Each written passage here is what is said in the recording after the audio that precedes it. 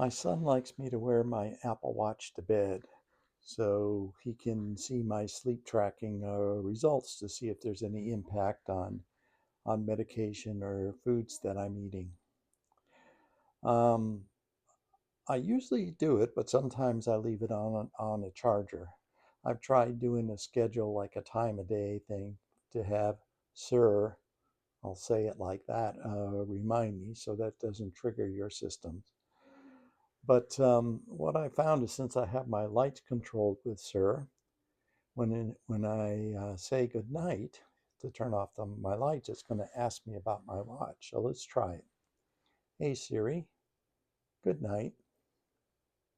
Grandpa, are you wearing your watch? Yes or no? I'll say no right now. No. Please put your watch on for sleep tracking. Then say, Hey Siri, good night. Okay, so you can see how that goes. So let's try it with yes. Hey Siri, good night. Grandpa, are you wearing your watch? Yes or Yes, no? yes. Great work. I'll turn off the lights. Good night. Okay. And lights off as you see. You could use this for several other purposes too, like medication tracking. So it's kind of nice to have an interactive way to work with Sir and shortcuts.